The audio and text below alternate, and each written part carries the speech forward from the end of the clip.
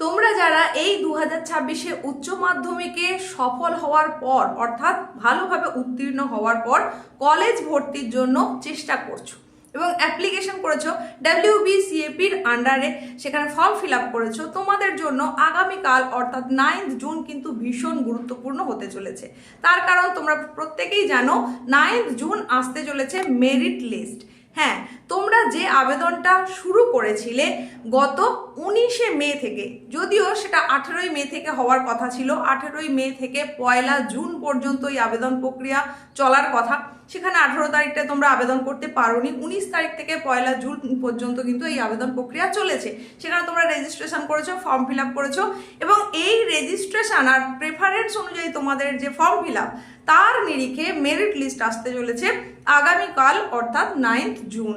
সেই কারণেই তোমরা এখন উদ্গ্রীব হয়ে রয়েছো যে তোমাদের প্রেফারেন্স লিস্টের সঙ্গে তাল মিলিয়ে কোন জায়গায় কোন কলেজটায় তুমি অ্যালটমেন্ট পাচ্ছ।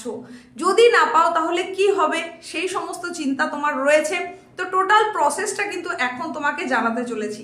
তাই WBCAPর আন্ডারে অর্থাৎ ওয়েস্ট বেঙ্গল সেন্ট্রালাইজড অ্যাডমিশন পোর্টালের আন্ডারে এই 2026-এ তোমরা যারা কলেজ ভর্তি হতে চাইছো তোমাদের প্রত্যেকের জন্য কিন্তু এই ছোট্ট উপস্থাপনা ভীষণ গুরুত্বপূর্ণ হতে চলেছে।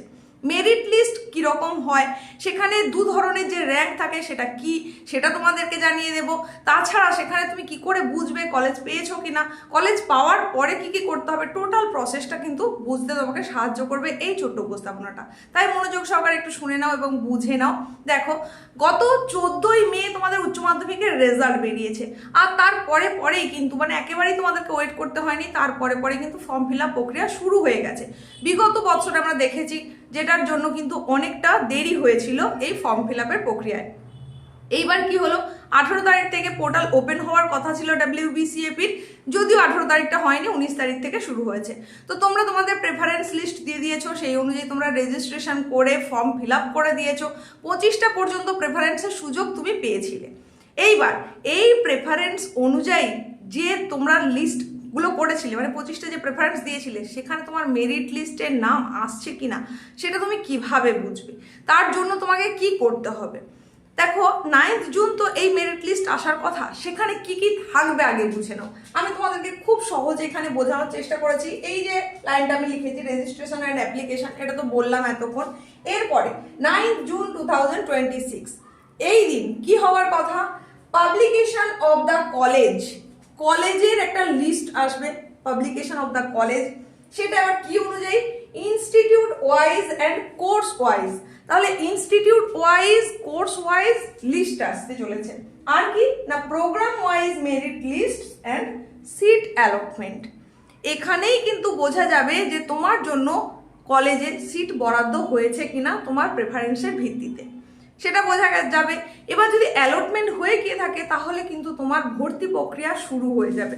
সেই ভর্তি প্রক্রিয়াটা কতদিন চলবে সেটাও আমি তোমাদের দেখিয়েছি। 9 জুন থেকে 15 জুন 2026 এর মধ্যেই কিন্তু তোমাদের অ্যাডমিশন এগেনস্ট সিট অ্যালটমেন্ট, তাহলে এই যে সিট অ্যালটমেন্ট হলো তার নিরিখে ভর্তি প্রক্রিয়াটা চলবে 9 জুন থেকে 15 জুন পর্যন্ত। এই পর্যন্ত নিশ্চয়ই তোমরা জানো, যদি না জেনে থাকো তাহলে এখন নিশ্চয়ই জেনে গেলে। তো এই 9 জুন যে মেরিট লিস্ট আসবে সেটা তুমি কিভাবে চেক করবে।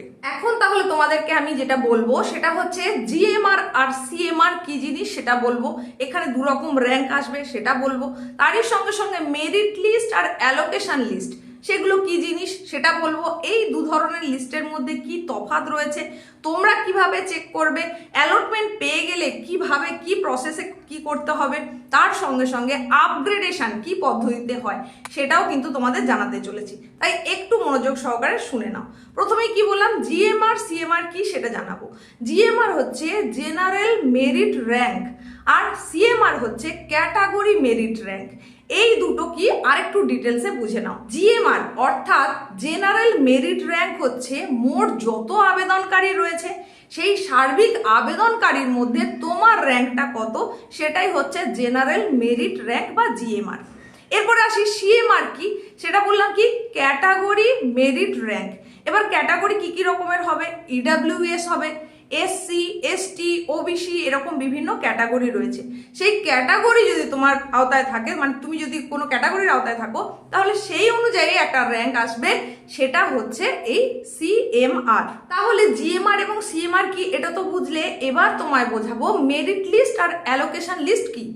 মেরিট লিস্ট হচ্ছে যে তুমি যে প্রেফারেন্সগুলো দিয়েছো সেই অনুযায়ী কোন কলেজে তোমার নাম এসেছে এবং সেখানে তোমার র্যাঙ্ক কত, সেটা হচ্ছে মেরিট লিস্ট।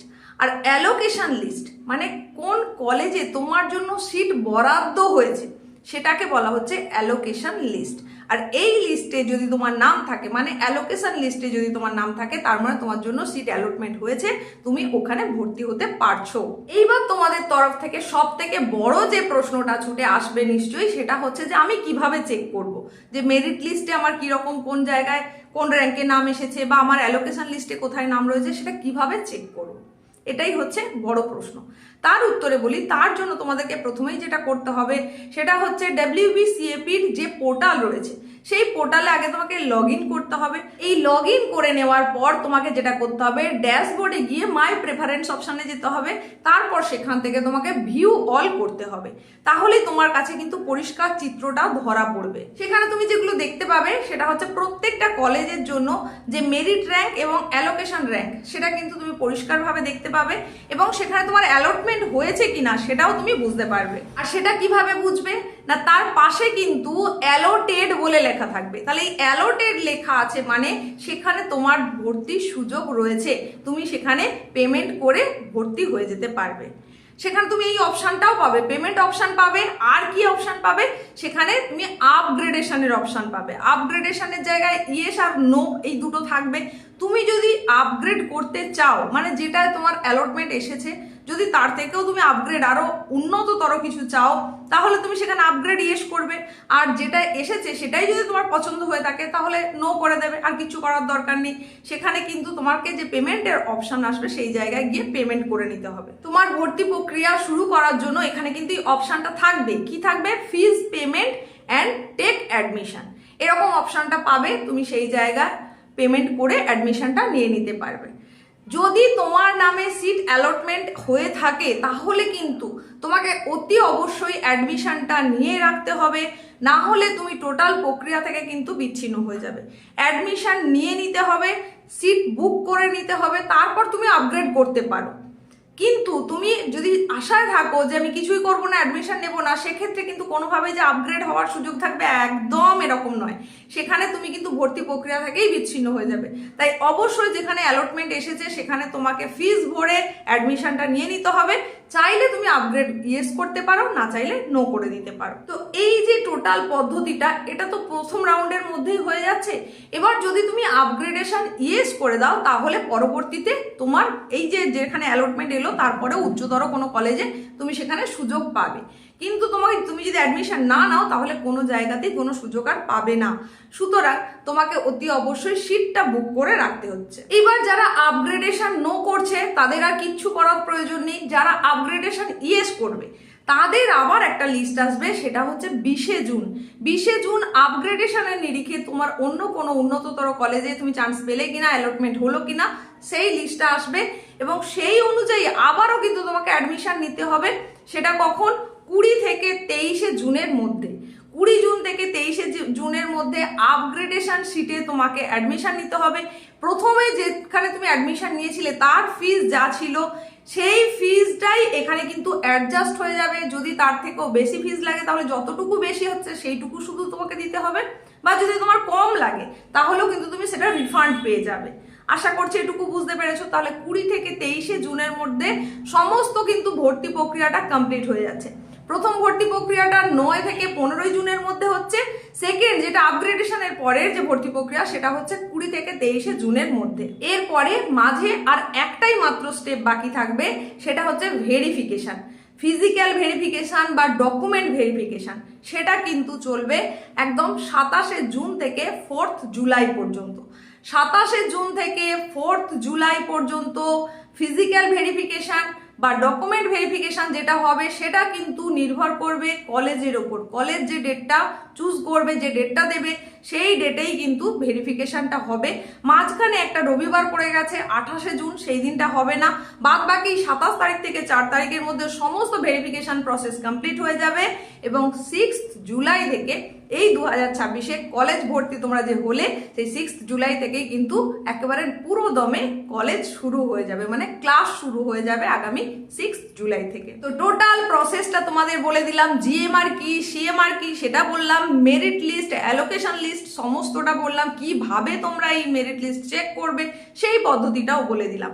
এর পরেও যদি তোমাদের কোনো প্রশ্ন থেকে থাকে, কিছু জানার থাকে, তাহলে অতি অবশ্যই কমেন্ট সেকশনে এসে প্রশ্ন করতে পারো, সেখানেই চাইলে তোমাদেরকে উত্তরটা দিয়ে দেবো, বা যদি প্রয়োজন হয় নতুন একটা ভিডিওর মাধ্যমে তোমাদের সমস্ত প্রশ্নের উত্তর নিয়ে চলে আসবো। দেখা হচ্ছে এই রকমই গুরুত্বপূর্ণ নেক্সট উপস্থাপনায়। তোমাদের কেমন লাগলো আজকের এই উপস্থাপনা অবশ্যই সেটা কমেন্টে জানাও। ভালো লাগলে লাইক করতে এবং বন্ধুদের মধ্যে শেয়ার করতে একেবারেই ভুলবে না, কারণ তোমার মতো তোমার বন্ধুরাও কিন্তু অপেক্ষা করে রয়েছে যে কি পদ্ধতিতে মেরিট লিস্ট চেক করবে সেটা জানার জন্য। তাই তাদেরকে একটু সাহায্য করে দাও। দেখা হচ্ছে পরবর্তী উপস্থাপনায়।